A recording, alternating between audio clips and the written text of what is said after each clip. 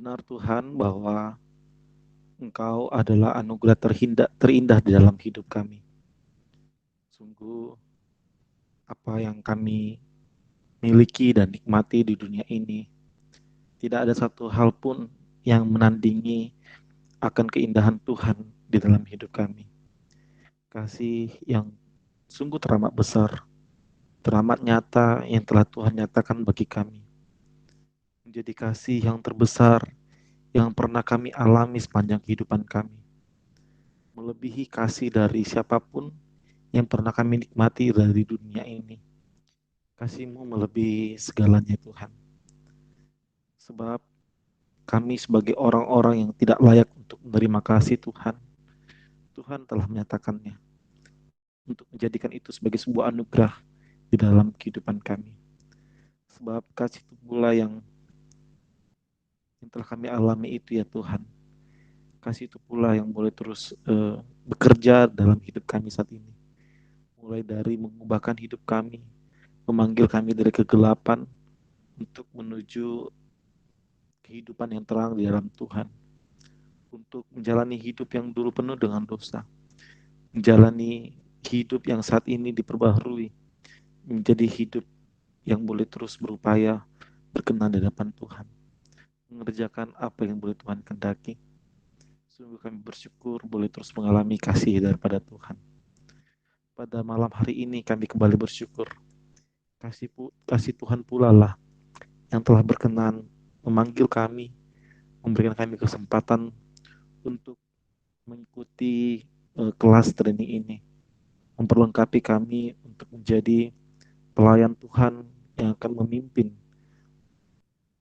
kelompok kecil di kampus ya Tuhan. Kami bersyukur untuk kesempatan yang indah ini. Tuhanlah yang boleh berkati proses malam hari ini.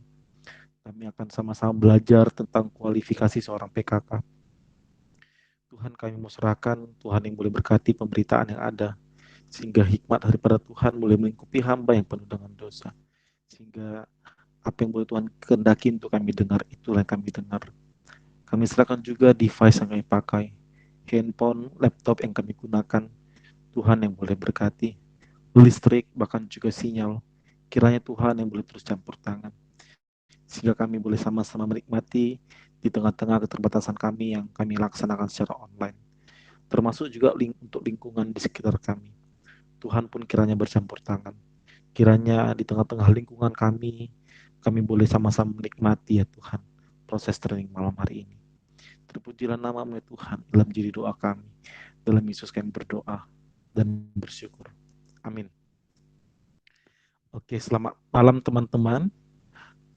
Boleh nggak ya eh, adik teman-teman CPKK itu boleh sharing nggak di grup di kolom chat ya, perkenalan singkat lah kita ya, nama dan dari kampus karena kan training hari ini ada dari UIR, ada dari Poltekkes, dari Hukum dan juga dari FISIP Undri ya.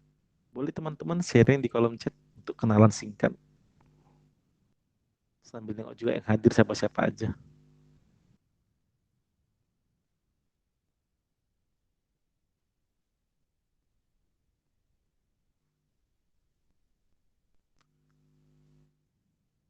Boleh? Mungkin sebut aja nama dan dari kampus mana gitu ya, ketik di kolom chatnya. Misalnya aku Riko dari Undri gitu. Yang CPKK ya, Din? Oke. Prisil ya.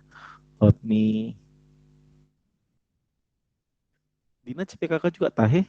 Udah kemarin kan Dina kan?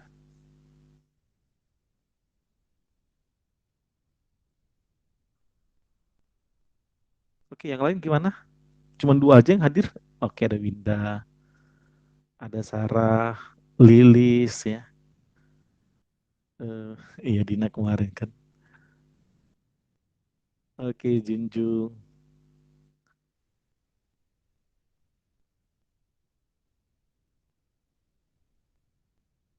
Masih 6 orang? Oke, EC 7. Siapa lagi nih yang hadir CPKK? Boleh?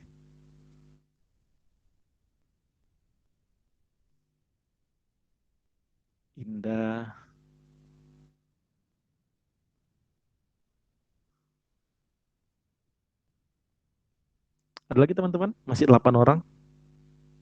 Krisna 9 ya. Kita kalau nggak salah ada 17 peserta ya. Dari UIR ada 12, dari Poltekkes, Visip Untri dan Hukum Untri ada 5 orang sekaligus. Oke, masih 9 nih.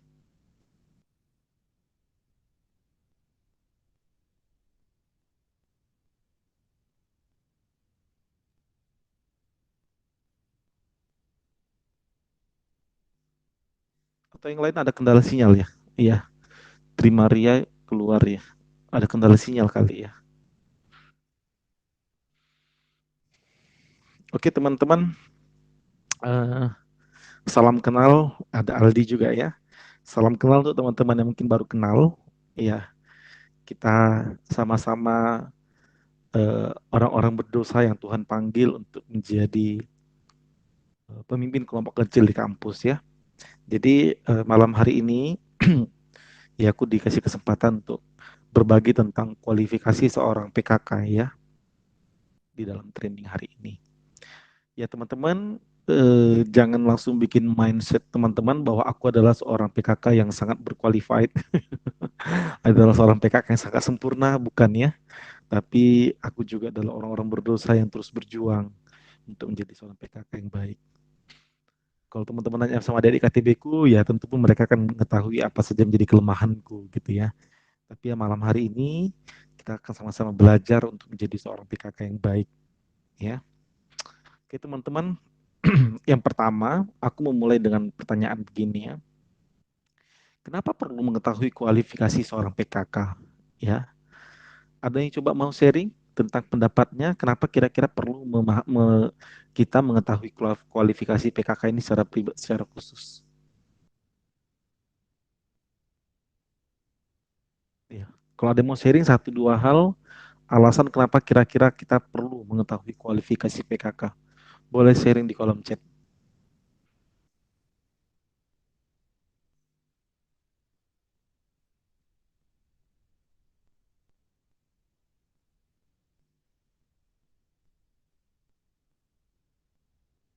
Ditunggu ya. Kalau yang PKK juga nggak apa-apa kalau mau menjawab. Biar saling mengasah kita ya, saling melengkapi.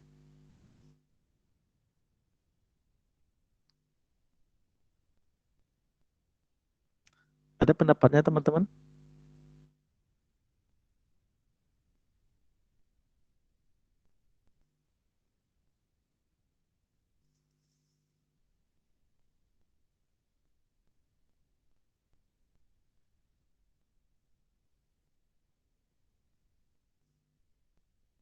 Nggak ada ya?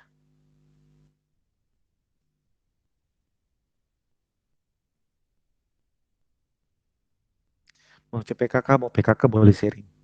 Kenapa kira-kira kita perlu mengetahui kualifikasi PKK?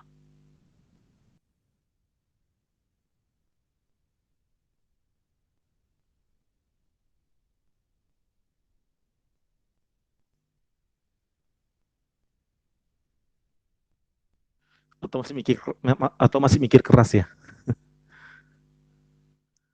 Oke. Nanti kalau lagi mikir dan terpikir boleh ketik di kolom chatnya ya. Ya teman-teman, kenapa kita perlu pertama kali ya di awal ini, kenapa kita perlu mengetahui kualifikasi seorang PKK? Ya teman-teman, di dalam Alkitab, Alkitab mencatat beberapa kali tentang sebuah kualifikasi ya. Misalnya yang pertama ini, teman-teman tentu eh, kenal dengan ayat ini dan mungkin jadi ayat hafalan teman-teman kali ya. Aku bacakan untuk kita ya. Di Matius 16 ayat 24. Nah, di situ Tuhan Yesus mengatakan kepada para murid waktu itu ya. Eh, Lalu Yesus berkata kepada murid-muridnya, setiap orang yang mengetahui yang mengikut aku, sorry, ulangi. Setiap orang yang mau mengikut aku, ia harus menyangkal dirinya, memikul salibnya dan mengikut aku.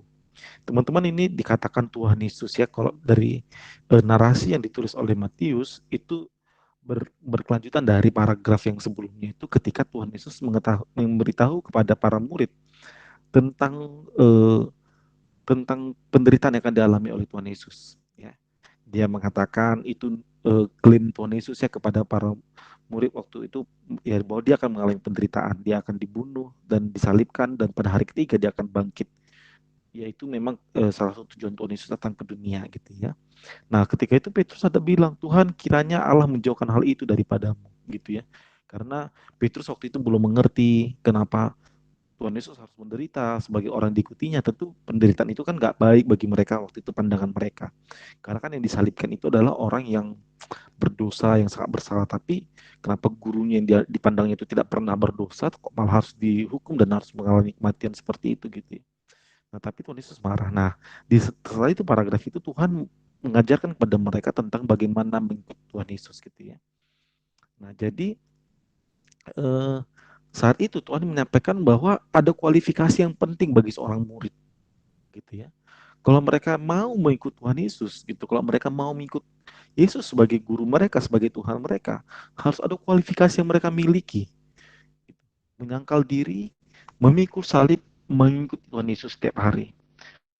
Tanpa memenuhi itu, Tuhan bilang itu mereka tidak layak bagi Tuhan Yesus. Kalau mereka tidak mau berusaha untuk memiliki itu ya, tidak mau memiliki tiga tiga kualifikasi yang disampaikan oleh Tuhan Yesus itu untuk menjadi pengikut Kristus ya, mereka tidak layak bagiku kata Tuhan Yesus gitu. Nah teman-teman, jadi Tuhan Yesus pun menyampaikan bahwa menjadi seorang murid itu perlu ada sebuah kualifikasi gitu ya, yang di dalamnya adalah menyangkal diri, memikul salib, dan mengikut Tuhan setiap hari. Gitu. Penting sekali ada kualifikasi.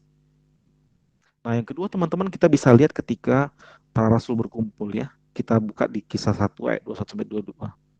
Boleh salah satu teman-teman boleh bacakan untuk kita di Kisah Rasul 1 ayat 21 sampai 22. Siapa saja boleh aktifkan mic-nya untuk baca ke kita.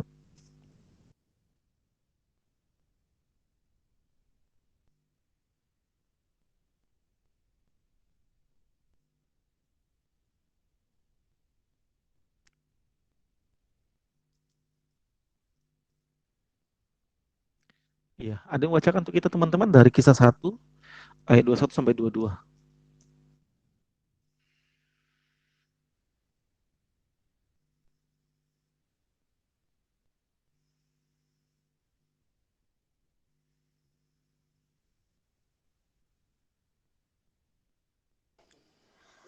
Kisah Para Rasul 1 ayat 21 sampai 22.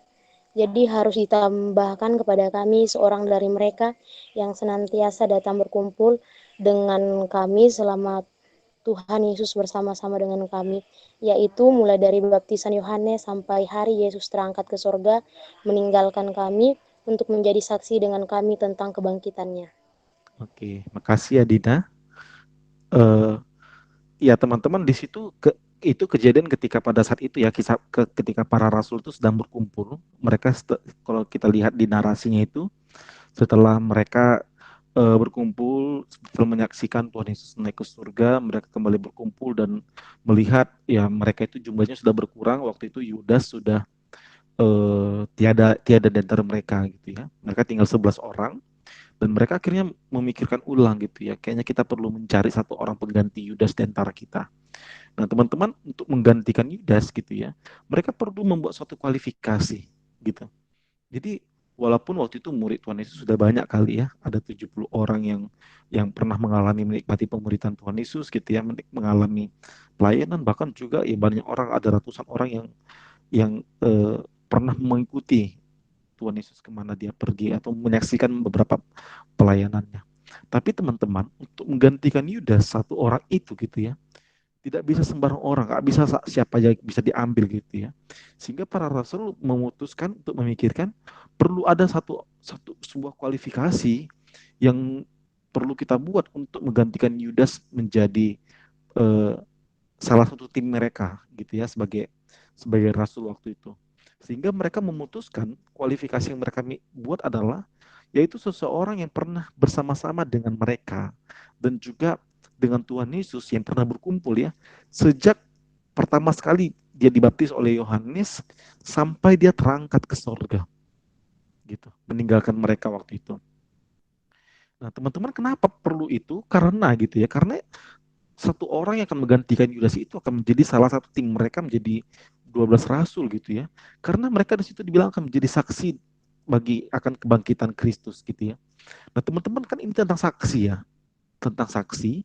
Saksi itu kan pengertian itu tentang orang yang pernah yang mengalami atau menyaksikan suatu peristiwa sehingga dia kembali bisa menceritakan ulang apa yang telah disaksikan dan dialaminya gitu ya, lalu dia bisa menceritakan kepada orang lain.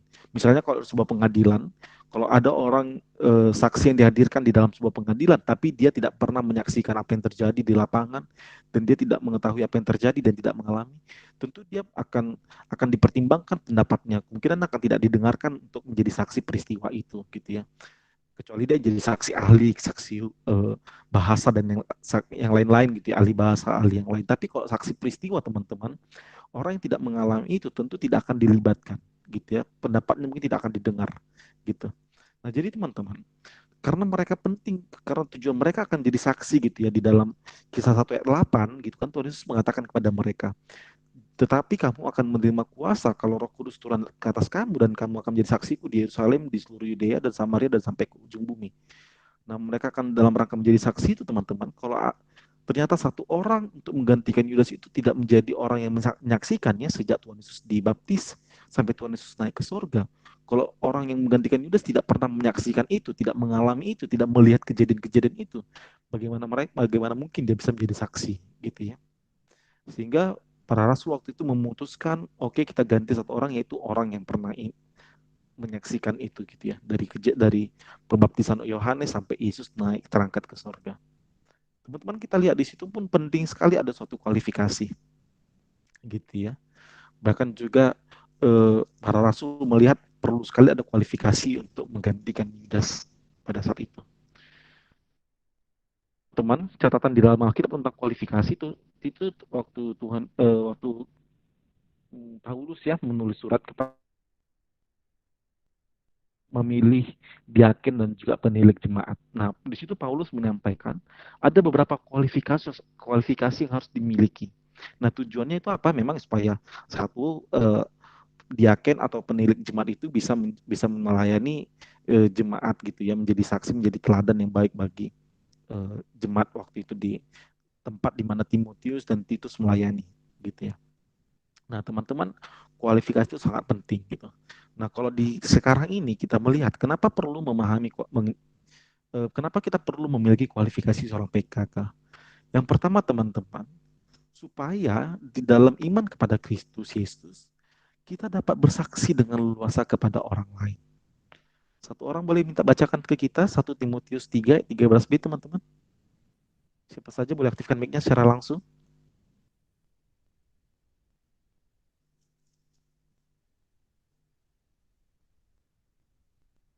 Ya, sebagai waktu kita efektif, nggak apa-apa teman-teman, langsung aktifkan mic-nya aja.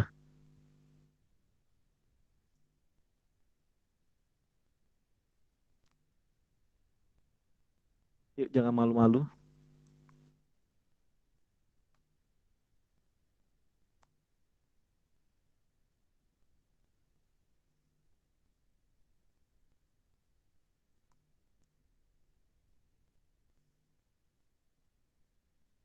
Ayo teman-teman, silakan baca.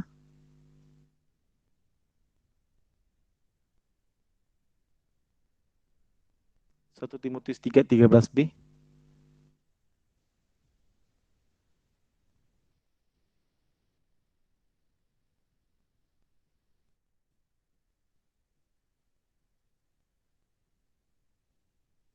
Banyak yang keluar masuk ya?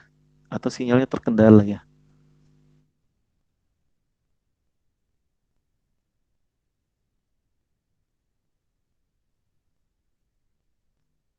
Oke, oke, kita mau tunjuk aja ya. Bisa Priscil bacakan untuk kita deh di 1 Timotius 3:13b.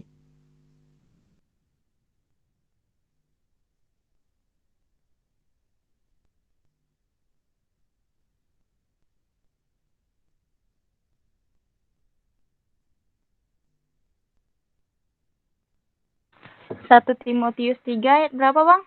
13b, Dek. 13b, Bang. Iya.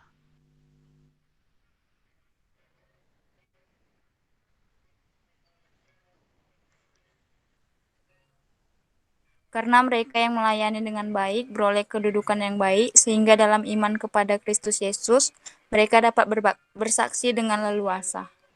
Oke, thank you adik. Teman-teman, sorry ini karena aku lihat tadi banyak yang keluar masuk, dari tadi ada 20 sebenarnya, tapi langsung ke 12 tadi. Apakah sinyal memang nggak terlalu stabil ya di tempat teman-teman ya?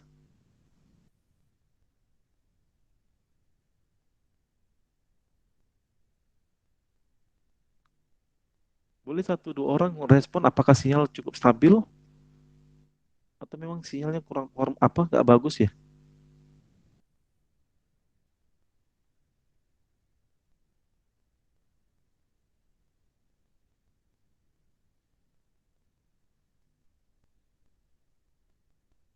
Oke, ada yang stabil, ada yang kurang ya.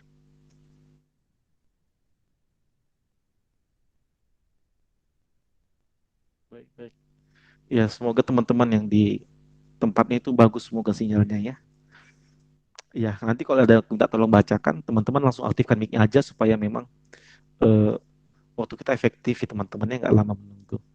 Ya, yang pertama teman-teman, kenapa kita perlu memiliki kualifikasi ini ya?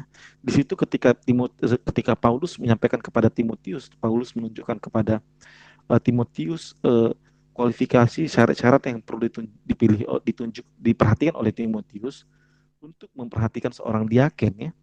Jadi tujuan itu memang karena supaya ketika mereka melayani, mereka bisa melayani dengan baik gitu ya, dan mereka bisa menyaksikan dengan leluasa akan iman mereka kepada Kristus, kepada orang-orang di sana pada saat itu gitu. Jadi itu akan sangat menolong sekali dengan kualifikasi yang diberikan oleh Paulus, itu akan sangat menolong supaya para diaken bisa menjadi saksi-saksi yang baik eh, kepada orang-orang yang belum mengenal Kristus di tempat di mana Timotius melayani waktu itu. Nah, yang kedua teman-teman, kenapa kita perlu memiliki kualifikasi ya?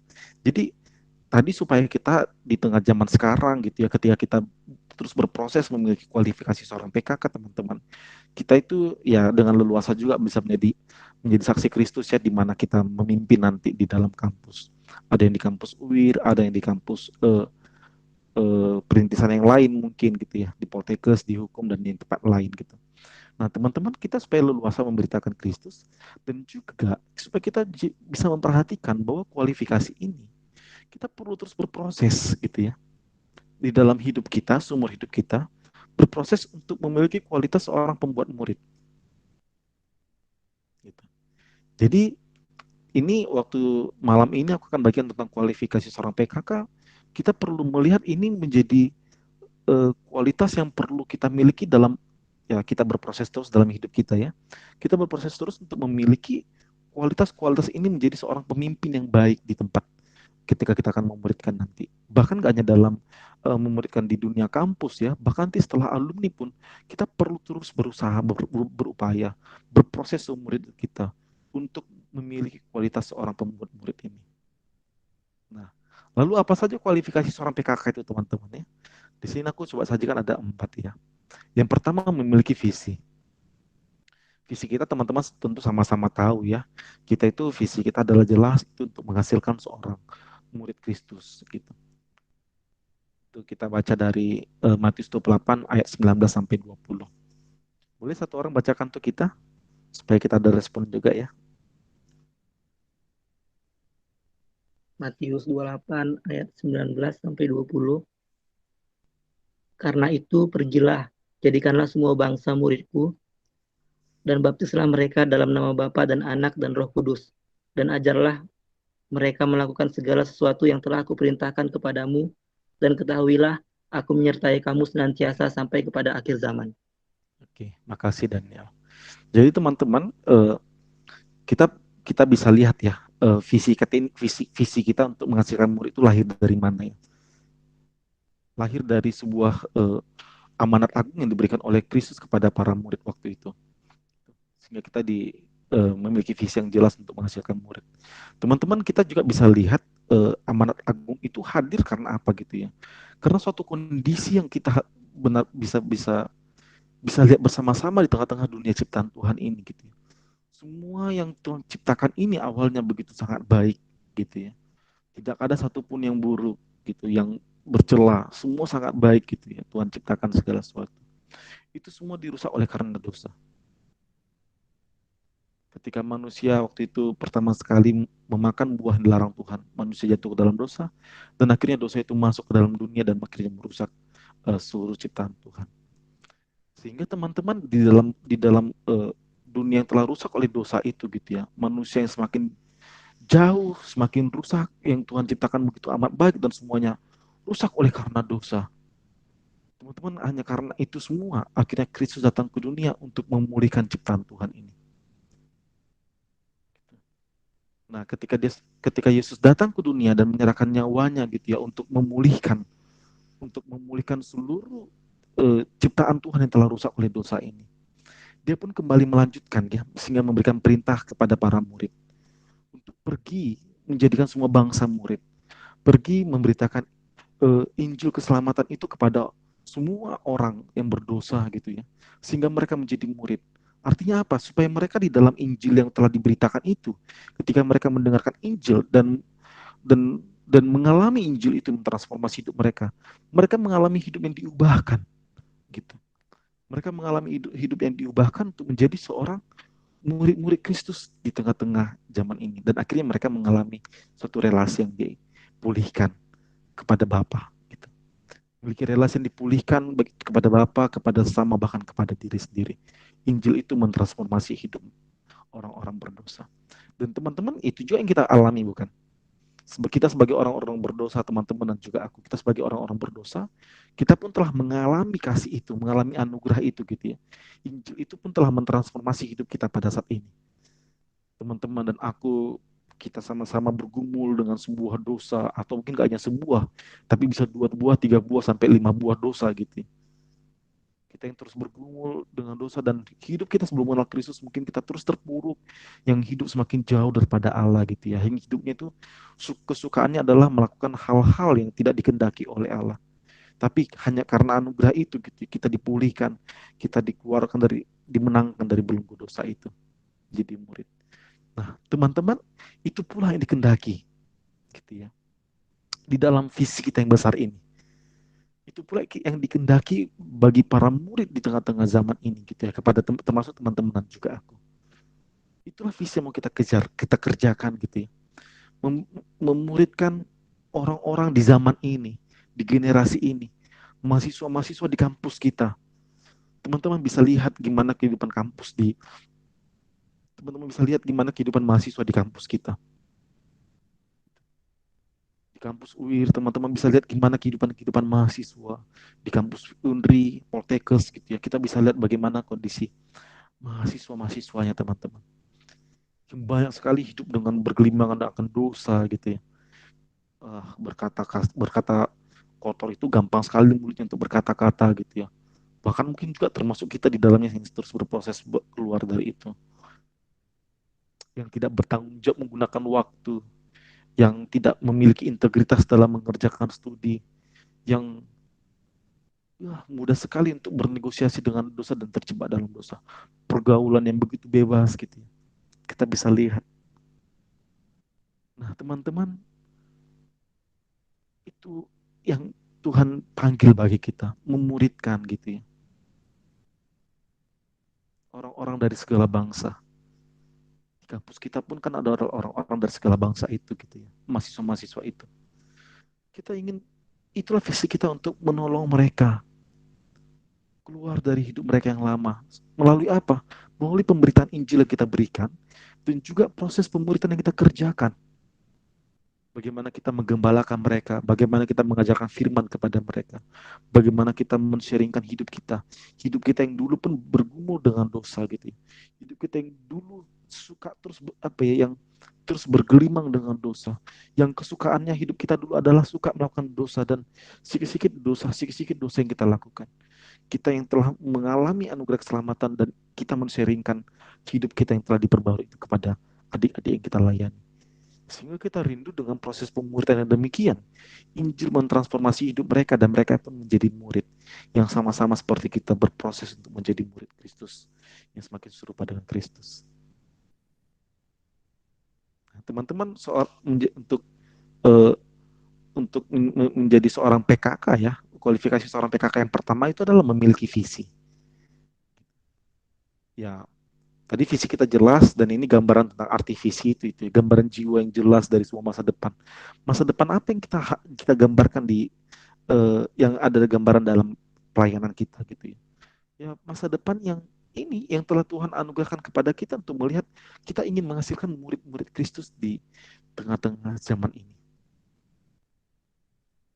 Teman-teman bisa bayangkan gitu ya, ketika teman-teman memimpin tahun ini 2021, teman-teman bisa mungkin melihat adik-adik teman-teman gimana terus bergumul dengan dosa. Mungkin mereka tidak bergumul tapi suka dengan dosa gitu ya. Tapi ketika teman-teman muridkan, teman-teman beritakan Injil, teman-teman gembalakan mereka, teman-teman sharingkan hidup teman-teman gitu ya. Sehingga itu Tuhan pakai menjadi suatu alat dan Tuhan anugerahkan pertumbuhan dengan mereka. Dan teman-teman mungkin 1 tahun atau 2 tahun ke depan teman-teman melihat hidup mereka begitu berubah. Teman-teman itu rasanya suatu kelegaan yang besar dalam hati rasanya. Bisa melihat pekerjaan Tuhan yang begitu indah di dalam hidup adik-adik KTB kita. Melihat perubahan hidup mereka yang telah ditransformasi oleh Injil Kristus dalam hidup mereka. Teman-teman, gambaran-gambaran itulah yang kita miliki dalam pelayanan kita itu ya. Menghasilkan orang-orang yang demikian. Yang hidupnya telah diubahkan gitu ya. Oleh Injil yang telah kita beritakan kepada mereka.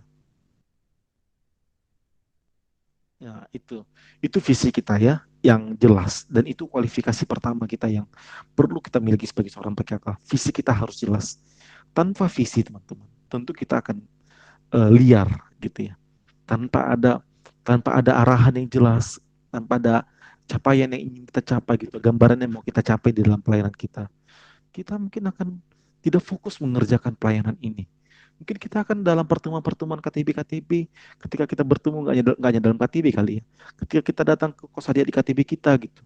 Mungkin tanpa visi yang jelas teman-teman, tanpa kerinduan kita akan mereka menjadi seorang murid, tanpa kerinduan yang besar itu teman-teman. Mungkin kita waktu ngumpul, mungkin kita hanya ngomong-ngomong ngarol ngidul gitu ya. Entah apa yang dibicarakan, mungkin gosip tentang bola lah, gosip tentang artis Korea lah gitu ya. Mungkin atau gosip tentang cerita-cerita yang hot waktu itu saja gitu. Ya hanya sekedar ngalor ngidul, nggak ada bedanya dengan kelompok-kelompok arisan yang lain gitu. Tanpa visi kita akan liar dan tidak fokus dengan apa yang Tuhan kehendaki. Makanya teman-teman, kualifikasi yang pertama ini perlu sekali kita miliki. Yang kiranya visi itu terus merasuki hidup kita gitu ya. Merasuki hidup kita dan mengubahkan cara pandang kita untuk melihat mahasiswa di kampus kita. Ketika kita dengan visi yang jelas itu ya, kita akhirnya memiliki kerinduan. Aku rindu supaya mahasiswa-mahasiswa di kampusku ini bisa menjadi orang mahasiswa-mahasiswa yang kenal Tuhan, takut akan Tuhan, mencintai Tuhan dan membenci dosa. Sehingga ketika jumpa dengan adik-adik KTB kita, entah berapapun nanti di KTB kita gitu ya, entah itu 3, entah 5, kita rindu mereka menjadi murid-murid Kristus. Jadi dengan visi yang merasuki kita itu teman-teman, waktu kita jumpa dengan mereka di kampus, kita dengarkan sharing mereka, lalu kita akan bilang, Dek, dengan pergumulanmu ini, boleh nggak aku berdoa untukmu sekarang? Nah, waktu kita digerakkan karena kita ingin berdoa waktu itu, bukan karena kita hanya ingin mencari perhatian dia gitu ya, tapi karena hati kita itu sebenarnya memang pengen supaya Tuhan yang bekerja dalam diri dia, dan dia pun bergantung kepada Tuhan. Dan itu menjadi bentuk pemuritan kita kepada adik kita itu, sehingga dia bergantung kepada Tuhan, seperti kita bergantung kepada Tuhan. Jadi teman-teman, dengan visi kita itu merasuki hidup kita, apa yang kita lakukan kepada adik-adik KTB kita, itu dalam rangka untuk menolong dia menjadi murid Kristus. Mungkin waktu kita ngajak sharing, dia boleh ketemu nggak di sini? Kita ketemu gitu ya. Nah, waktu ketemu kita cerita-cerita, itu pun kita ceritakan apa? Entah apapun yang kita ceritakan gitu ya, itu dalam rangka untuk memuridkan. Entah itu kita cerita tentang bola lah, entah itu kita cerita tentang keilmuan kita lah, entah kita cerita tentang dunia inilah gitu ya, entah kita sedang menceritakan tentang film apa gitu ya, entah pun kita sedang menceritakan tentang game gitu ya, entah kita lagi mabar pun gitu ya, kita dalam rangka untuk ya sama-sama belajar untuk menjadi murid gitu. Kalau teman-teman misalnya kayak mabar ya, karena aku juga beberapa kali sering juga mabar dengan teman-teman dari UIR gitu ya. Nah, teman-teman, kalau kita main solo, kita main Mobile Legends solo gitu, kita mungkin akan sering melihat orang carut dengan gampangnya gitu ya. Semua kata kotor bisa diluapkan. Waktu kita kalah, waktu kita mungkin lagi noobnya gitu ya, kita akan dimaki-maki gitu. Nah, teman-teman, waktu kita lagi mabar, di situ kita saling lagi berproses untuk menjadi murid gitu ya, saling menahan diri, walaupun kita lawan sedang mengapakan kita, ya kita sedang sedang sama-sama menahan diri, kita lagi kalah, kita lagi kesel, kita tim, walaupun kita mabar berlima gitu ya, main berlima, ketika teman kita ada yang kurang bagus mainnya atau kita lagi jelek-jeleknya emang gitu, kita tidak sedang saling saling merendahkan atau saling mengejek, tapi kita sedang eh, sorry ya, paketku kok tiba-tiba habis katanya ya.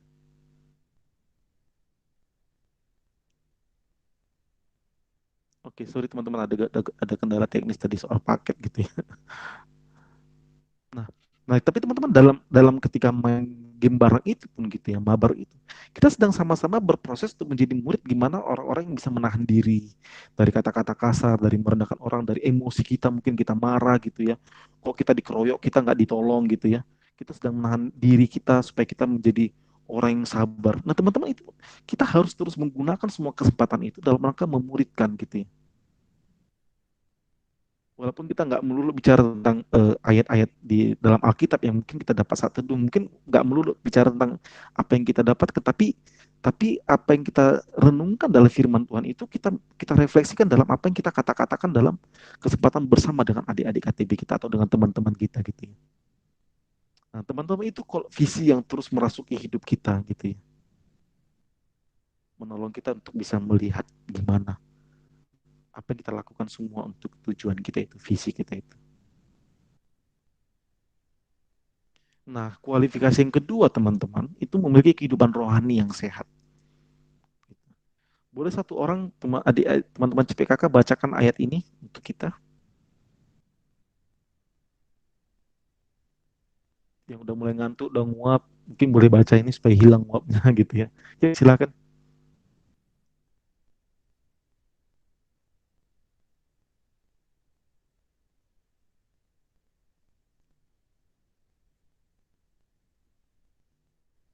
Yuk, bisa langsung. 1 Korintus 9 ayat 24 sampai dengan 27.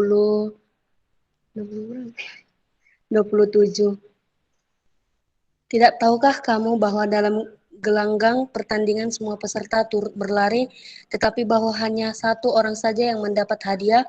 Karena itu larilah begitu rupa, sehingga kamu memperolehnya. Tiap-tiap orang yang turut mengambil bagian dalam pertandingan menguasai dirinya dalam segala hal. Mereka berbuat demikian untuk memperoleh suatu mahkota yang fana, tetapi tidak untuk memperoleh suatu mahkota yang abadi. Sebab itu aku tidak berlari tanpa tujuan, dan aku bukan petinju yang sembarangan saja memukul. Tetapi aku melatih tubuhku dan menguasainya seluruhnya, supaya sesudah memberitakan Injil kepada orang lain, jangan aku sendiri ditolak. Makasih, nih. Ya, teman-teman, kita belajar dari Paulus ya ketika menuliskan surat ini. Paulus sadar bahwa dirinya pun adalah orang berdosa. Paulus sadar bahwa dirinya pun adalah orang yang lemah gitu ya. Tapi lihat teman-teman, ketika Paulus pun memiliki visi yang jelas gitu ya, dia sadar akan panggilannya ketika Tuhan menyatakan kepadanya. Nah, teman-teman, kita lihat ayat itu yang garis bawahi ya. Di situ dibilang semua orang di dalam suatu pertandingan ya, semua orang berlari dengan suatu tujuan jelas. Ketika orang sedang dalam pertandingan, semua sedang berproses untuk mencapai suatu tujuan, yaitu memenangkan pertandingan itu. Begitu main bola, lagi main berdua tim gitu ya. Mereka sedang bermain pun dengan tujuan yang jelas, memenangkan pertandingan gitu ya. Orang sedang berlomba lari pun, orang berlari dengan untuk mencapai sebuah tujuan, yaitu kemenangan gitu ya. Juara berapapun itu gitu ya, gitu. Nah, walaupun banyak orang bilang ya nggak penting menangnya, yang penting kita berusaha gitu ya. Tapi semua orang merindukan ada kemenangan yang mereka peroleh gitu. Baik itu kemenangan secara trofi atau mungkin dalam diri mereka bisa mereka memenangkan atas diri mereka sendiri gitu ya. Berproses sehingga pertandingan selanjutnya mereka bisa menjadi seorang juara bagi orang lain gitu. Nah, teman-teman, tapi lihat di dalam kehidupan kita pun kita memiliki tujuan yang jelas gitu ya. Kita ada tujuan yang jelas untuk memperoleh suatu hal gitu. Nah, kalau di dalam Paulus bilang gitu ya, kalau dalam suatu pertandingan yang fana, Semua orang mencari memperoleh suatu mahkota yang fana pula. Tapi kita di dalam pertandingan kehidupan ini, kita ini berlari untuk mencapai memperoleh mahkota yang abadi, gitu ya. Nah, ada tujuan yang jelas mau kita capai, gitu ya, di dalam Kristus. Nah, tapi lihat teman-teman, di dalam diri Paulus ketika dia ingin mencapai tujuan yang jelas itu, dia pun tidak membiarkan dirinya itu untuk gagal, gitu ya, atau untuk jatuh sehingga tidak memperoleh apa yang ingin dicapainya itu. Sehingga apa dikatakannya? Sehingga dia belajar untuk menguasai dirinya, teman-teman. Di dalam kalimat terakhir dia menyimpulkan begini, tetapi aku melatih tubuhku dan menguasainya seluruhnya, supaya aku sendiri sesudah aku memberitakan Injil kepada orang lain, jangan aku sendiri ditolak. Teman-teman lihat ya, dalam pertandingan itu penting bagi seorang atlet itu untuk melatih tubuhnya dan menguasai dirinya, gitu, supaya dia bisa mengikuti peraturan-peraturan yang ada. Teman-teman, ini penting sekali untuk kita bisa pelajari dalam kehidupan kerohanian kita, gitu ya. Walaupun di dalam pemuridan kita ini kita punya visi yang jelas, gitu ya. Tujuan yang jelas untuk menghasilkan murid, gitu ya. Dan tentu juga di dalamnya termasuk diri kita menjadi seorang murid seumur hidup, gitu ya. Nah, teman-teman, di dalam mengerjakan visi itu, teman-teman, kita perlu memiliki refleksi yang seperti dimiliki oleh Paulus waktu itu. Dia merefleksikan bahwa dia perlu melatih tubuhnya dan menguasai tubuhnya seluruhnya. Teman-teman, dalam rangka apa kita perlu melatih tubuh kita ya? Kita perlu terus melatih tubuh kita itu melakukan hal-hal yang Tuhan kehendaki, memiliki kualitas rohani yang sehat, mendisiplinkan diri kita, ya, sedemikian rupa seturut dengan Injil yang telah kita beritakan. Nah, jadi teman-teman, di dalam mengerjakan pemberitaan Injil, ketika kita mengajarkan kepada adik-adik, kita perlu melihat juga bahwa apa yang kita ajarkan itu, baik itu bahan-bahan KTB atau itu bahan-bahan PA di dalam KTB, gitu ya, kita perlu melihat bahwa tidak hanya adik-adik yang perlu melakukan itu, tetapi aku juga sebagai PKK perlu menerapkan firman yang kita pelajari di dalam KTB itu. Inilah bentuk kita melatih diri kita, gitu ya, melatih tubuh kita untuk melakukan apa yang sama-sama kita pelajari di dalam firman yang kita PA-kan di dalam KTB. Itu penting sekali, teman-teman. Supaya kita nggak mikir begini, aku udah lulus lah PHB, gitu ya. Oh, meninggalkan dosa di PHB 3 itu, aku udah lulus lah. Aku bahan PHB udah 2 tahun yang lalu. Sekarang bahanku udah BTKV mungkin, gitu ya. PHB udah lewat, gitu ya. MHB udah lewat. Nggak penting lagi bagiku. Jadi aku sekarang untuk mengajarkan adik-adik KTB-ku supaya mereka melakukan itu juga seperti aku udah melakukan. Bukan begitu, teman-teman. Tapi ketika kita, walaupun kita sudah belajar sebelumnya, gitu, kita masih berproses juga terus, gitu ya. Berproses terus seumur hidup kita untuk menerapkan apa yang kita pelajari, walaupun 2 tahun lalu kita sudah masuk bahan PHB, MHB, KHB, gitu ya. Kita sedang berproses juga untuk menjadi murid, sama seperti adik KTB kita berproses untuk melakukan apa yang Tuhan katakan di dalam KTB itu. Itu kita perlu punya mindset yang sama. Nah, sehingga dalam arti itu, teman-teman, kita melatih tubuh kita, gitu ya, melatih hidup kita dan menguasainya seluruhnya, supaya kita menjadi pelaku firman sama seperti adik-adik KTB kita. Yang pertama. Yang kedua, teman-teman, kita perlu melihat juga bahwa di dalam membangun kehidupan rohani yang sehat, kita perlu mendisiplinkan diri kita untuk memiliki kualitas relasi yang intim dengan Allah, gitu ya. Kita perlu terus melatih diri kita.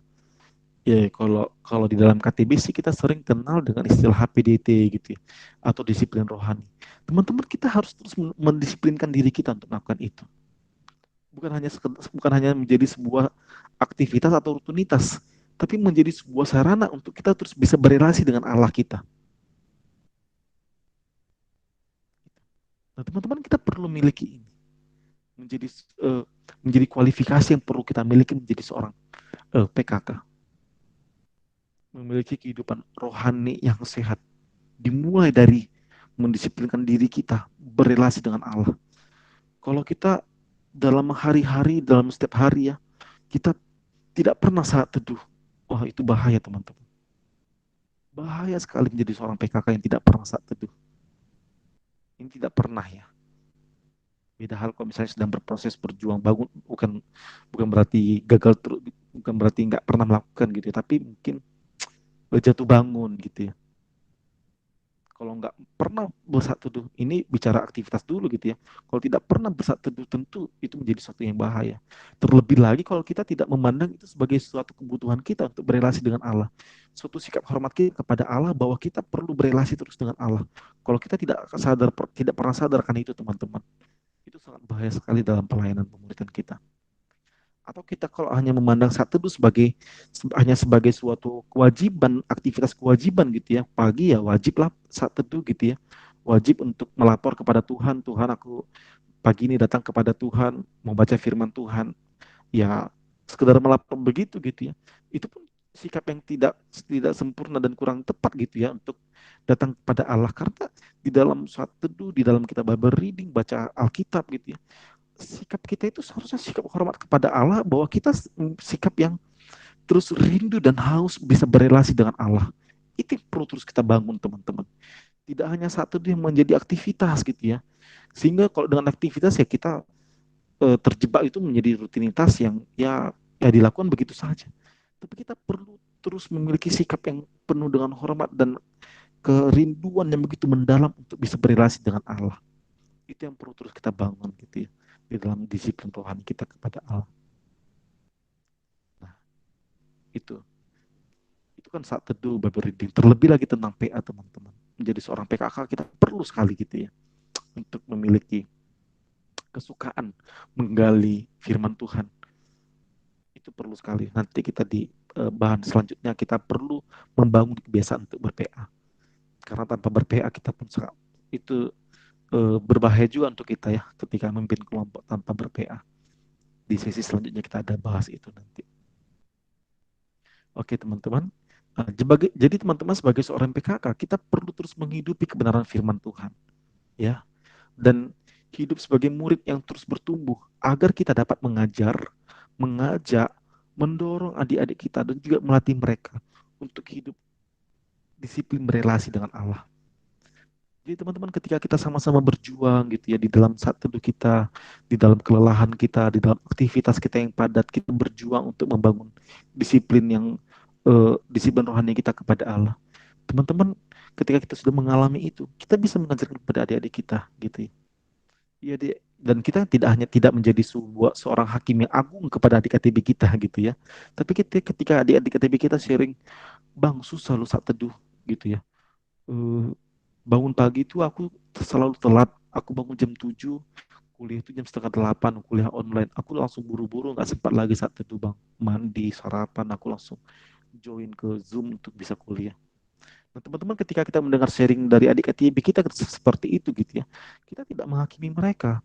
Dasar kau dia orang berdosa, nggak bisa nggak usahakan bangun lebih cepat supaya saat teduh. Teman-teman kita tidak menghakimi dia dalam rangka itu gitu ya, tapi ketika kita mendengarkan sharing mereka saat itu gitu ya, kita bisa merespon gini, ya dia aku sangat mengerti keberadaanmu gitu ya, sangat mengerti kau sedang berjuang untuk bisa membangun relasi dengan Tuhan.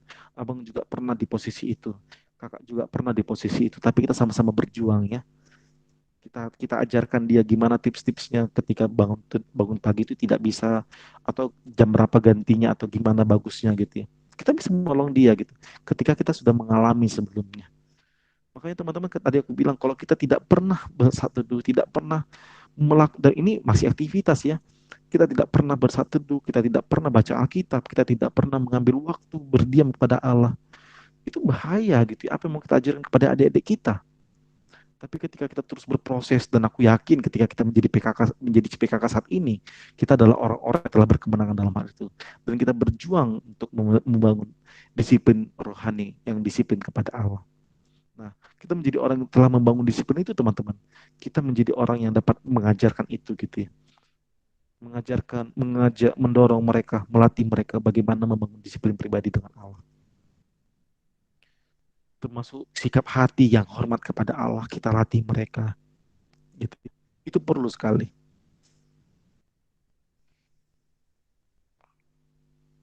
Nah, teman-teman, inilah kualifikasi yang kedua menjadi seorang PKK ya.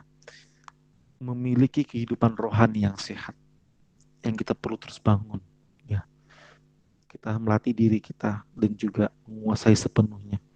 Termasuk juga tentang ya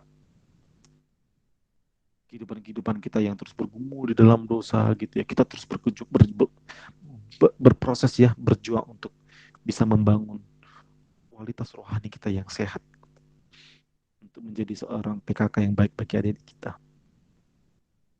Nah, teman-teman, kualifikasi yang ketiga itu dipulihkan menjalani hidup dalam anugerah Tuhan. Oke, boleh satu orang baca untuk kita di Filipi 3:13 ini?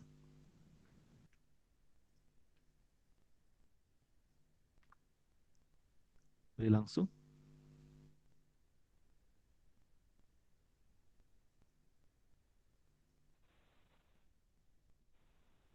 Filipi 3 ayat 13. Saudara-saudara, aku sendiri tidak menganggap bahwa aku telah menangkapnya. Dan yang kulakukan apa yang telah di belakangku dan mengarahkan diri kepada apa yang diharapkan di hadapanku. Oke ya. Aku boleh baca ulang gitu ya di bagian yang terakhirnya. Aku melupakan apa yang telah di belakangku dan mengarahkan diri kepada apa yang di hadapanku. Makasih Junjung udah bacakan untuk kita ya. Jadi teman-teman, kita bisa lihat ya ketika Paulus menuliskan ini kepada jemaatnya di Filipi, jemaat Tuhan di Filipi. Dia sadar bahwa dia pun adalah orang berdosa yang bisa melakukan semua pelayanan itu gitu ya. Perjuangannya dalam memberitakan Injil ke banyak tempat gitu ya. Yang mengelilingi banyak tempat gitu. Teman-teman, dia sadar dia adalah orang berdosa sehingga bisa melakukan itu pun hanya karena anugerah daripada Tuhan. Jadi hidupnya yang lama gitu ya, yang dulu dia membunuh orang-orang percaya, dia orang pendosa gitu ya, dan dia juga pernah mengatakan dia sebagai orang berdosa dari banyak orang lain gitu ya. Dia lebih berdosa daripada orang-orang lain. Karena dia itu yang paling jelas kalau di dalam catatan Alkitab yang bisa kita lihat kan dia gimana gimana giatnya dia ya menjadi pembunuh orang-orang percaya. Kemanapun orang percaya pergi, dia terus mengejar untuk menyeret orang-orang, baik itu laki-laki perempuan dari rumahnya, baru menyiksa mereka gitu ya. Dan bahkan dia ingin pergi ke Damsyik gitu ya, untuk membunuh orang-orang percaya di sana, mencari orang-orang percaya ke sana untuk mencederai mereka. Nah, teman-teman lihat ya, dia dibilang Paulus mengatakan begini, aku melupakan apa yang telah di belakangku dan mengarahkan diri kepada apa yang ada di hadapanku. Gitu. Teman-teman, ini perlu sekali untuk kita miliki gitu ya. Paulus menyadari penuh bahwa anugerah Tuhan telah memulihkan dia. Anugerah Tuhan telah memulihkan Paulus dari hidupnya yang lama. Yang dulunya dia adalah orang yang begitu berdosa. Walaupun waktu itu dia tetap orang berdosa gitu ya. Tapi dia adalah orang yang telah mengalami anugerah Tuhan, yang telah dipulihkan, yang fokus hidupnya adalah berubah dari hidupnya yang lama.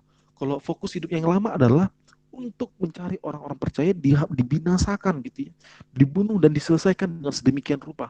Tapi dengan hidup yang diperbarui dalam anugerah Tuhan, dia memiliki fokus hidup yang diubahkan, yaitu untuk memberitakan Injil supaya orang-orang berdosa menjadi percaya kepada Kristus. Lihat ya, yang dulu dia membunuh orang-orang percaya dan berharap tidak ada orang percaya kepada Yesus, tapi di dalam anugerah Tuhan dia diubahkan menjadi orang yang terus berjuang supaya orang-orang pun bisa percaya kepada Kristus. Teman-teman, ini perlu ya, dosa-dosanya yang lama diselesaikan di depan kaki salib Kristus. Diselesaikannya di depan Tuhan, diakuinya kepada Tuhan. Dia memohon pengampunan atas semua dosanya yang mungkin selama ini menghambat. Bahkan teman-teman, kalau kita baca ya di dalam tulisan Paulus yang lain, dia pun pernah menulis begini ya, di hadapan Tuhan dia pernah berdoa gitu ya, berulang-ulang supaya apa?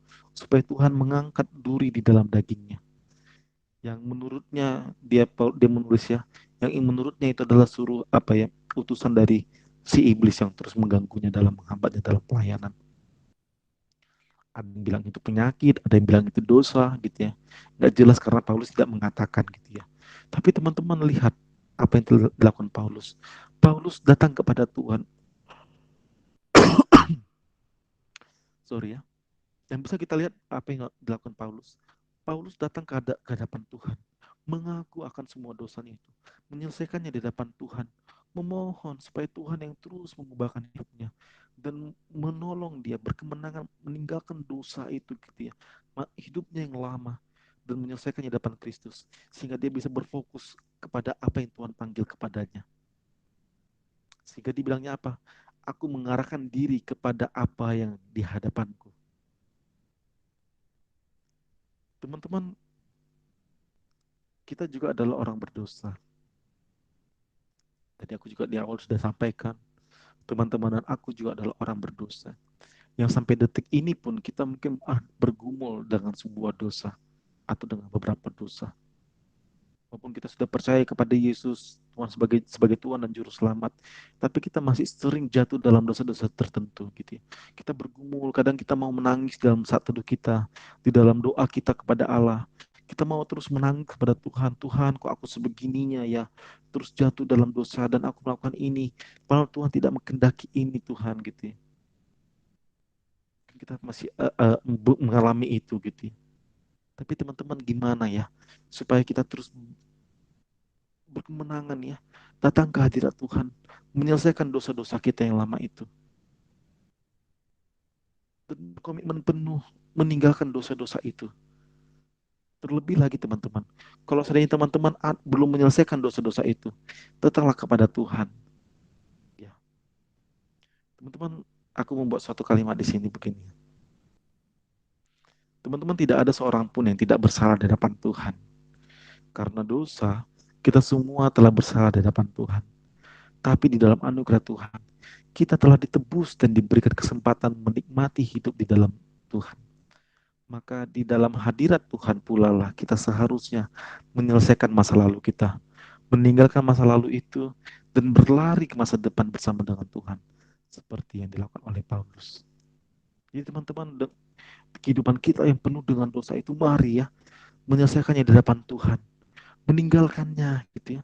Memohon supaya anugerah Tuhan yang memulihkan kita. Supaya dosa itu tidak menghambat kita dalam mengerjakan pelayanan, dalam mengerjakan panggilan Tuhan. Karena sering sekali teman-teman, dosa itu menghambat kita. Ketika kita jatuh dalam dosa, ketika kita masih menikmati dosa, teman-teman gak jarang ya, ketika kita menikmati dosa, itu menghambat kita dalam mengerjakan pelayanan. Minimal sekali ya, bukan hanya membuat kita malas, tapi minimal sekali membuat kita merasa tidak layak gitu ya, menjebak kita, menghakimi kita. Si iblis akan terus menghakimi kita. Gimana mungkin kau mengajarkan firman Tuhan kepada adik KTB-mu? Kau aja masih berdosa. Teman-teman, kalau kita tidak membereskannya di depan Tuhan, itu hanya akan terus menghakimi kita, membuat kita terus semakin mundur dan makin jauh dari panggilan Tuhan kepada kita mengerjakan pemuridan. Makanya kita perlu menyelesaikannya ya di hadapan Tuhan. Maka teman-teman, mari kita renungkan. Apakah ada masa lalu kita yang belum kita selesaikan? Dan itu menghambat kita menjadi seorang PKK yang efektif dipakai Tuhan memuridkan. Kalau kita masih ada yang belum kita, kalau misalnya ada masa lalu kita yang belum kita selesaikan di hadapan Tuhan, teman-teman mari doakan. Selesaikan, akui di hadapan Tuhan. Mohon supaya Tuhan yang boleh menolong teman-teman untuk meninggalkan masa lalu itu. Nah, teman-teman, kualifikasi ketiga ini akan menolong kita dengan kita bisa melihat bahwa hidup kita dipulihkan oleh anugerah Tuhan, gitu ya. Kita akan ditolong mengerjakan pemuridan ini menjadi ya aku juga adalah orang berdosa dan dosa itu tidak akan akan semakin kecil kekuasaannya untuk menghakimi kita gitu ya, dan kita akan bisa melawan. Aku itu masa laluku gitu ya, itu masa laluku. Sekarang aku berjuang ketika dosa itu menghakimi kita. Kau orang berdosa, kau begini gitu ya. Itu masa laluku. Sekarang aku adalah orang yang telah mengalami anugerah Tuhan. Aku telah dipulihkan oleh Tuhan. Aku adalah orang yang saat ini terus berjuang meninggalkan masa lalu dan terus berproses untuk memuridkan adik-adik kelompokku. Aku pun rindu mereka memiliki hidup yang sama seperti aku, mengalami hidup yang diubahkan oleh Kristus. Itu akan sangat menolong kita, teman-teman. Menjalani hidup yang telah dipulihkan di dalam anugerahnya Tuhan. Gitu ya. Jadi mari terus diakui di hadapan Tuhan akan semua dosa-dosa kita, apapun itu gitu ya. Teman-teman yang tahu apa dosa teman-teman, dan aku yang tahu apa dosaku gitu ya. Tapi kita mari sama-sama berjuang, siapapun kita di dalam bed ini ya, sama-sama terus datang kepada Tuhan, datang ke dalam kaki salib Kristus, di hadapan kaki salib Kristus, mengakui semua dosa kita, menyelesaikannya, dan memohon Tuhan yang menolong kita. Nah, kualifikasi keempat teman-teman yang bisa kita lihat adalah menjadi teladan. Ini penting sekali dalam sebuah pemuritannya, kita menjadi teladan. Teman-teman, hanya PKK yang hidup di dalam firman Tuhan lah yang dapat mengajarkan kepada AKK bagaimana tinggal di dalam firman Tuhan. Maka kita perlu menjadi teladan bagaimana hidup di dalam firman Tuhan kepada adik-adik kita. Teman-teman, kita sebagai orang berdosa sangat membutuhkan ya orang berdosa lain ya untuk bisa melihat iya ya kita sama-sama berjuang ya gitu. Nah, teman-teman, kalau tanpa kehadiran PKK kita sebagai orang berdosa yang terbuka ya akan dosa-dosanya, kita mungkin adalah orang yang tidak melihat kita sebagai orang yang mengalami anugerah Tuhan. Kalau kita hanya misalnya gini ya, kalau kita hanya melihat PKK kita sebagai pribadi yang sempurna ya, misalnya kita sebagai AKK, misalnya kita melihat PKK kita hanya sebagai seorang yang sempurna, yang tidak pernah berdosa, yang tidak pernah men-sharingkan kejatuhannya, yang tidak pernah men-sharingkan kelemahannya, yang tidak pernah men-sharingkan bagaimana dia berjuang untuk menjalani hidup yang diperbaharui oleh Kristus. Gitu ya. Teman-teman, kalau kita tidak pernah mendengarkan itu dari PKK kita mungkin hanya melihat diri kita sebagai orang yang berdosa, yang tidak pernah layak di hadapan Tuhan. Mungkin kita akan begitu gitu. Kita hanya memandang diri kita sebagai orang lemah karena kan kita lihat PKK kita tidak pernah berdosa gitu ya. Dia tidak pernah menceritakan dia bagaimana jatuh ke dalam dosa. Kita tidak pernah melihat gimana dia lemah gitu ya. Lalu kita akan hanya melihat aku nggak layak berarti ya belajar firman ya.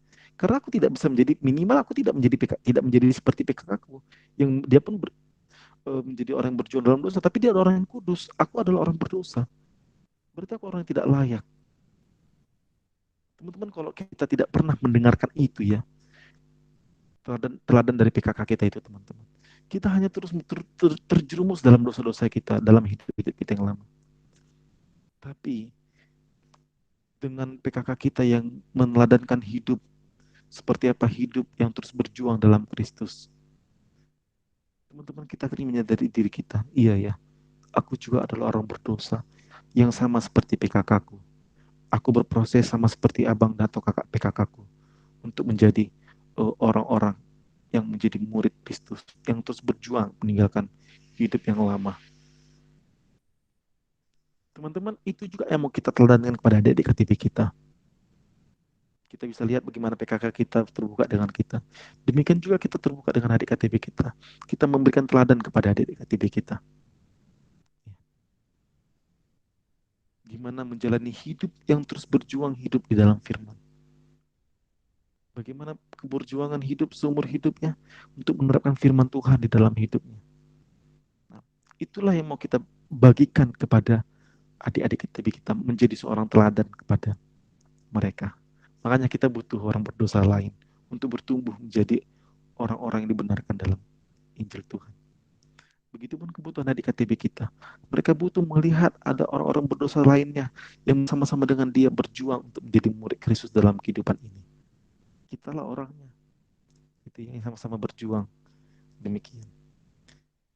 Nah, teman-teman, itu lihat ya. Maka hanya PKK yang hidup dalam firman Tuhan yang dapat mengajarkan kepada adik KTB kita bagaimana tinggal di dalam firman Tuhan itu. Kalau kita nggak pernah sama-sama, nggak pernah berjuang untuk hidup dalam firman, teman-teman, apa yang mau kita bagikan? Tentu kita yang terus berjuang dalam mengerti firman Tuhan, itulah yang mau kita bagikan kepada adik-adik KTB kita. Bagaimana penerapannya ya? Penerapan untuk membagikan teladan hidup kepada adik-adik KTB kita. Yang pertama, teman-teman, kita bisa membayangkan hidup seperti seorang ibu, gitu ya. Gimana seorang ibu yang begitu memperhatikan, gitu ya, begitu dengan kan keterlibatan semua ya seorang ibu yang mendidik anaknya, anaknya yang mungkin setiap anak berbeda gitu ya, setiap anak itu berbeda, yang mungkin ada yang sangat susah dibilangi, ada yang mudah dibilangin, ada yang mudah dinasihati, ada yang mudah untuk diajar, ada yang apa. Tapi itu emosional kan terpakai semua ya. Jadi seorang ibu itu orang ibu yang dengan emosional yang begitu hangat untuk bisa menolong adik-adiknya. Gimana untuk ya sabar menasihati mereka dengan kelembutan hati untuk menolong, mengerti mereka sedang berjuang gitu ya. Berjuang untuk bertumbuh menjadi seorang murid gitu ya. Kita di situ memiliki peran seorang ibu gitu ya. Bahkan juga seorang ibu yang begitu terus mendoakan dengan setia adik-adiknya gitu. Seorang seorang ibu yang terus memperhatikan dengan lembut bagaimana kehidupan mereka.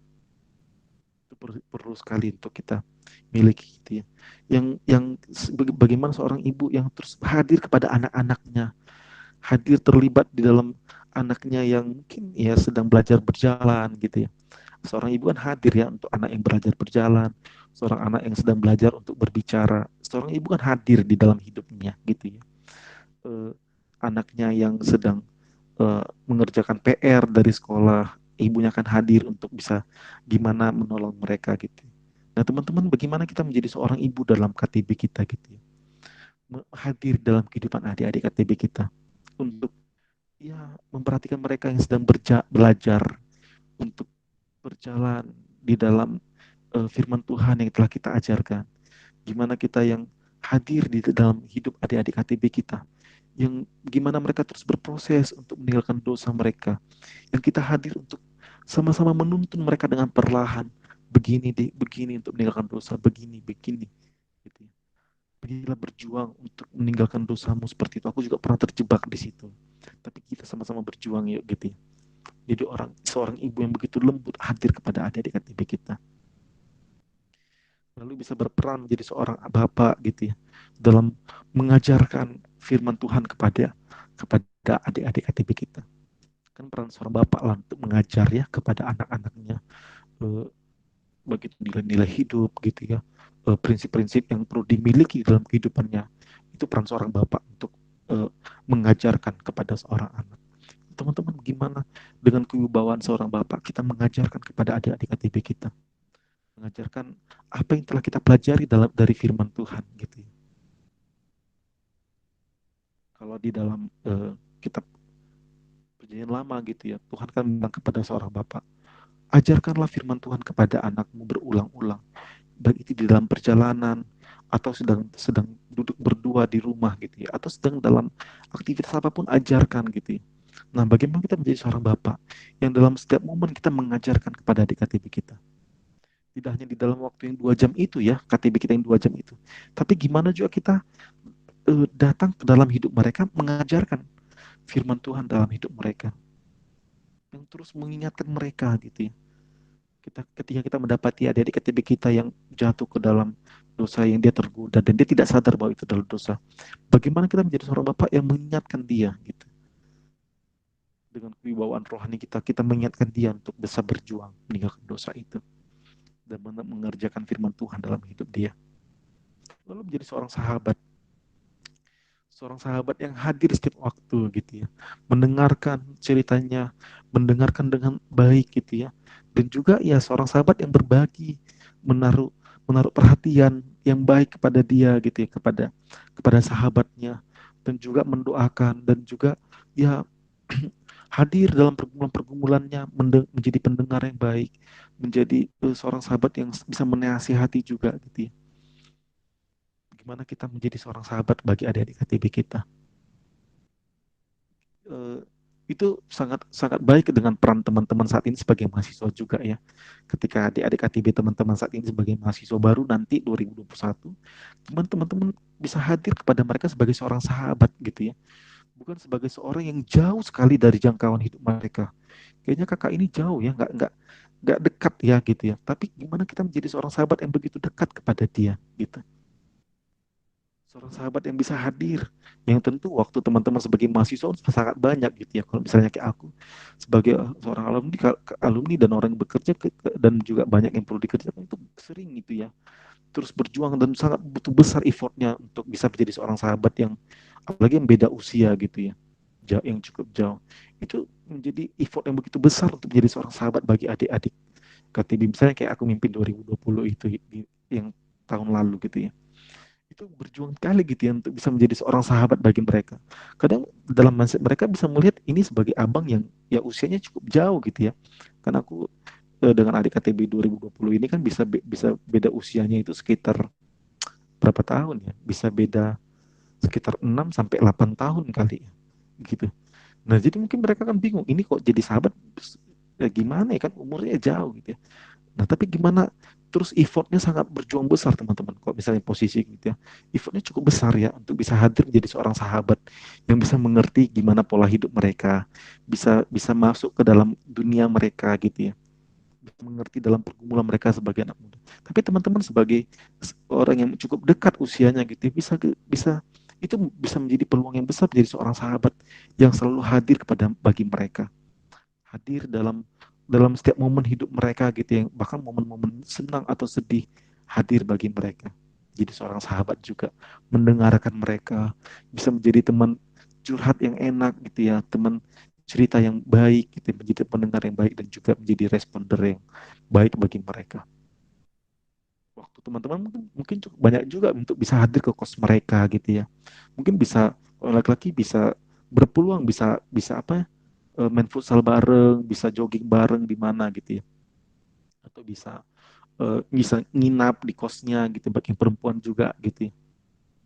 Bisa menjadi seorang sahabat yang dekat dengan mereka. Dan juga sebagai mentor tentu ya, membimbing mereka sebagai seorang mentor. Itu perlu sekali teman-teman. Gimana kita hadir untuk dalam pergumulan mereka misalnya misalnya dalam mereka sangat berjuang mengerjakan disiplin rohani mereka. Gimana kita hadir sebagai mentor, melatih mereka gitu ya. Tentu juga kita terbuka dengan kelemahan juga kita juga ya tentu ya. Kita terbuka dengan kelemahan kita. Gimana kita yang dulunya pun jatuh bangun dalam membangun relasi dengan Allah. Tapi kita hadir sebagai mentor yang membimbing mereka. Begini deh, coba kerjakan begini. Coba lakukan begini deh. Kalau misalnya kau bangun jam 7 pagi, kuliah jam setengah 8, ya coba begitu bangun pagi, kalau mau kuliah langsung kuliah online, tapi setelah kuliah online, mau nggak ambil waktu untuk satu tuh gitu ya. Sambil nanti, kalau misalnya 3 hari ini sudah dilakukan, oke selanjutnya coba usahakan bangun jam 6. Atau tanya waktunya, kok emang emang kau tidur jam berapa sih dek gitu ya, kita tanya gitu ya. Aku tidur jam 12 malam, mau nggak bangun tidur lebih cepat gitu ya, jam 10 malam atau jam 11 malam sehingga bangunnya bisa lebih cepat gitu ya. Kita latih mereka, itulah sebagai mentor gitu ya. Atau kita ajak adik di KTB kita jumpa berdua-berdua gitu ya. Tanya apa menjadi pergumulan mereka. Mungkin mereka bergumul untuk menjalani studi. Kita hadir sebagai mentor mereka. Apa yang sulitnya, Dek? Apa yang bisa aku bantu? Sini, gini, gini lakukan coba. Coba kita berikan pelatihan-pelatihan kepada mereka gitu ya. Langkah-langkah yang bisa mereka lakukan. Gitu. Nah, teman-teman, itulah bentuk penerapan kita menjadi seorang teladan hidup ya. Menjadi seorang ibu, seorang bapak, seorang sahabat, dan juga mentor bagi adik-adik KTB kita. Teman-teman, untuk penutup, ya, sebelum kita ditanya jawab, PKK bukanlah seorang Kristen sempurna dan tanpa celah. Ya, teman-teman harus pegang ini ya. PKK itu bukan orang yang sempurna, gitu ya. Tapi kita adalah murid-murid Kristus yang terus berproses untuk bertumbuh bersama adik kita, untuk menjadi murid-murid yang semakin serupa dengan Kristus. Teman-teman, kita bukan orang yang sempurna, tapi kita adalah murid-murid yang sama-sama berproses untuk menjadi murid yang semakin serupa dengan Kristus. Bersama dengan adik-adik KTB kita. Makanya KTB itu disebut KTB ya, kelompok tumbuh bersama. Karena kita pun mau bertumbuh di dalamnya. Adik KTB kita pun mau bertumbuh di dalamnya. Untuk menjadi murid yang semakin serupa dengan Kristus. Ya, semoga kualifikasi tadi yang kubagikan ya, memiliki visi. Kualifikasi yang kedua itu eh, memiliki kehidupan rohani yang sehat, memiliki hidup yang diperbaharui dalam anugerah Tuhan, dan juga menjadi teladan. Kiranya itu bisa menolong kita untuk melihat bagaimana hidup yang terus berjuang ya, menjadi seorang PKK dalam pemerintahan kita. Ada yang mau bertanya? Hotmi angkat tangan mau tanya ya, Dek.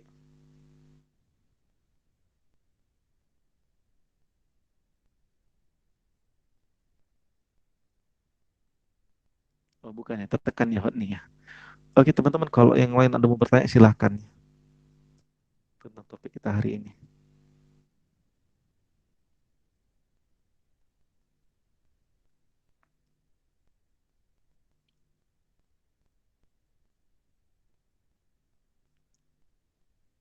Tentang kualifikasi PKK. Ada yang mau bertanya?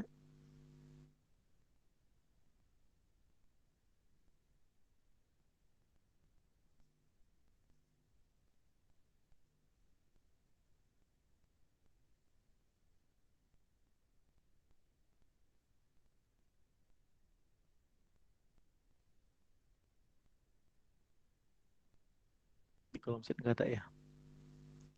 Kalau mau ketik boleh, kalau mau bertanya, aktifkan mic juga boleh.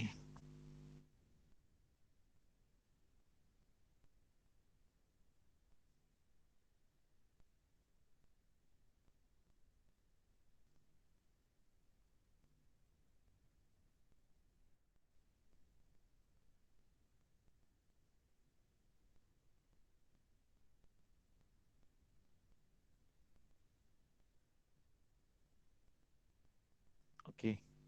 Kalau nggak ada, ya itu yang bisa aku bagikan teman-teman untuk di topik hari ini ya.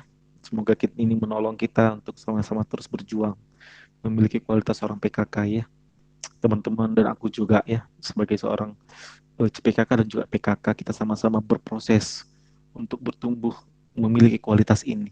Karena di dalam mengerjakan pemuritan, seiring kita mengerjakan pemuritan dan menolong adik-adik kita bertumbuh, di situ pun kita terus bertumbuh untuk menjadi seorang PKK yang baik gitu ya. Jadi seorang PKK yang terus mengalami hidup yang terus diperbaharui dalam anugerah Tuhan gitu ya, yang terus eh, berjuang untuk meninggalkan hidupnya yang lama, menjadi seorang PKK yang terus berjuang terus membangun disiplin rohani dalam dalam hidupnya, bahkan sampai dunia alumni, sampai kita mau mati pun nanti gitu ya, kita terus berjuang gitu ya, membangun, memiliki relasi yang terus intim dengan Allah. Jadi kualifikasi ini menolong kita untuk berproses menjadi seorang PKK itu. Mari kita berdoa teman-teman. Tuhan, kami bersyukur malam hari ini eh, belajar tentang kualifikasi seorang PKK ya Tuhan. Kami menyadari bahwa masing-masing kami semua adalah orang-orang yang berdosa, yang telah mengalami anugerah Tuhan di dalamnya. Yang karena anugerah itu pula kami dipanggil untuk memuridkan di tengah-tengah zaman ini ya Tuhan. Kami sangat rindu ya Tuhan, seperti apa yang kami pelajari malam hari ini. Seorang PKK yang baik itu perlu memiliki visi yang jelas, perlu memiliki kualitas rohani yang baik, perlu memiliki hidup yang terus diperbarui dalam anugerah Tuhan, menjadi seorang pribadi yang menjadi teladan bagi adik-adiknya. Ya Tuhan, tolonglah kami untuk dalam proses kami memuridkan ini. Kami boleh terus bertumbuh menjadi seorang PKK yang demikian, yang Tuhan kehendaki. Sehingga ya Tuhan, di dalam proses mengerjakan pemuridan itu, kami pun rindu adik-adik KTB kami pun boleh bertumbuh menjadi murid-murid yang semakin serupa dengan Kristus, mencintai Kristus lebih dari apapun, dan membenci dosa lebih dari apapun ya Tuhan. Tuhanlah yang boleh terus mendorong kami menjadi PKK-PKK yang boleh terus uh, mengalami Tuhan di dalam pelayanan kami, yang terus mengarahkan hidup kami kepada Tuhan, yang terus berpaut kepadamu ya Tuhan. sehingga Injil-Mu lah yang terus mentransformasi kami di sepanjang hidup kami. Terima kasih Tuhan untuk sesi malam hari ini. Dalam Yesus kami berdoa. Amin. Kembali ke Daniel ya.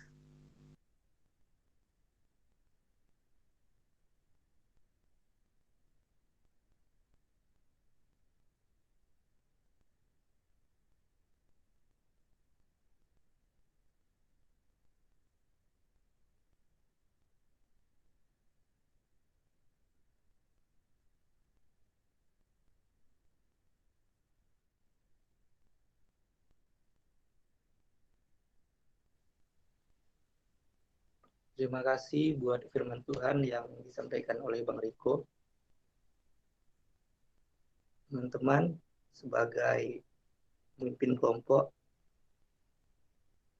mari kita boleh memiliki kualifikasi seorang PKK, yaitu memiliki visi, memiliki kehidupan rohani yang sehat, dipulihkan, menjalani hidup dalam anugerah Tuhan, dan menjadi teladan. Mari sama-sama berproses, berjuang untuk bertumbuh menjadi murid-murid yang serupa dengan Kristus, sehingga kita boleh memiliki kerinduan untuk memuridkan, untuk menjadikan orang-orang yang kita muridkan menjadi Kristus, yang mencintai Tuhan Yesus lebih dari apapun dan membenci dosa lebih dari apapun. Untuk itu, mari kita nyatakan komitmen kita kepada Tuhan.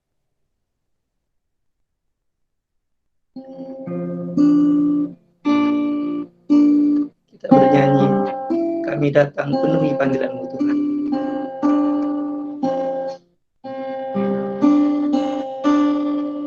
Kami datang penuhi panggilan-Mu Tuhan, dengan apa yang dapat kami berikan. Kami penuhi amanat agung-Mu, menyelamatkan jiwa yang tersesat. Kami datang penuhi panggilan-Mu Tuhan, dengan apa yang dapat kami berikan. Kami penuhi amanat agung-Mu, melayani yang lelah dan berbeban. Urapi kami Tuhan dengan kuasa Roh Suci, berikan hati yang terbeban dan penuh kasih ilahi. Penuhi kami dengan kuasa dari tempat yang tertinggi, dan teguhkan semua kesaksian.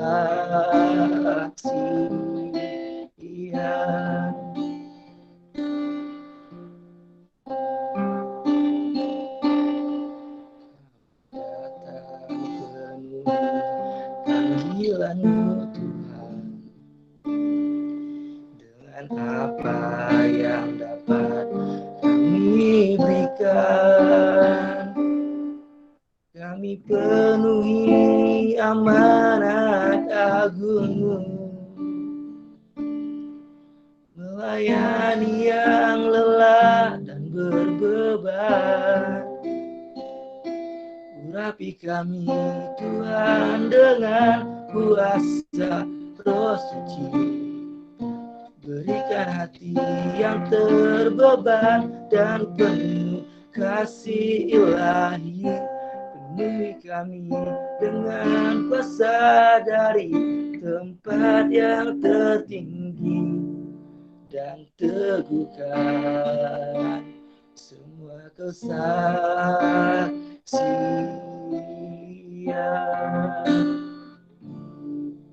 Dan teguhkan semua kesaksian. kemuliaan. Doa penutup pada Bang Riko. Kita berdoa. Tuhan, dengarlah komitmen kami yang kami nyatakan melalui lagu ini ya Tuhan. Bahwa kami saat ini datang untuk memenuhi apa yang Tuhan panggil bagi kami mengerjakan pemuritan. Yang adik-adik pada saat ini meresponinya dengan memberikan diri mereka di dalam masa training ini ya Tuhan. Kiranya melalui masa training ini ya Tuhan, sebagai respon mereka memberikan diri mereka untuk meresponi panggilan Tuhan itu. Sehingga melalui masa training ini Tuhan yang boleh terus bekerja di dalam diri mereka, yang boleh terus menyatakan secara pribadi apa yang menjadi kehendak-Mu bagi mereka di dalam mengerjakan pemuritan ini ya Tuhan. Dan apa yang kami pelajari malam hari ini pun kiranya memperlengkapi adik-adik saat ini yang memberikan diri mereka di dalam proses training PKK ini ya Tuhan, untuk menolong mereka memiliki kualitas seorang PKK, seorang pembuat murid yang Tuhan kehendaki di dalam mengerjakan pemuritan ini. Kami sebagai para PKK yang telah terlebih dahulu telah mengerjakan pemuritan ini pun masih terus berproses ya Tuhan di dalam kehidupan kami menjadi orang-orang yang sedemikian yang Tuhan kehendaki dalam seorang pembuat murid. Kiranya di dalam diri adik-adik CPKK pun ya Tuhan, ini boleh terus berproses dalam hidup mereka, sehingga mereka dalam masa training ini semakin teguh dikuatkan daripada Tuhan dalam mengerjakan apa yang akan Tuhan nyatakan kepada mereka kelak, sehingga mereka pun berproses terus menjadi seorang murid yang terus bertumbuh di dalam anugerah Tuhan. Terima kasih untuk sesi malam hari ini Tuhan. Tuhanlah yang boleh terus menolong kami menjadi murid-murid Tuhan di dalam hidup kami, untuk boleh terus berproses menjadi murid yang semakin serupa dengan-Mu Tuhan. Kami serahkan malam hari ini apa yang akan kami kerjakan selanjutnya, mungkin juga waktu istirahat kami ke dalam tangan Tuhan. Kiranya Tuhan yang boleh terus berkenan untuk memelihara kehidupan kami dan memberkati kehidupan kami, dan kiranya damai sejahtera Allah pun boleh terus melingkupi kehidupan kami ya Tuhan. Terima kasih Tuhan, yang menjadi doa kami. Dalam Yesus kami berdoa, bersyukur.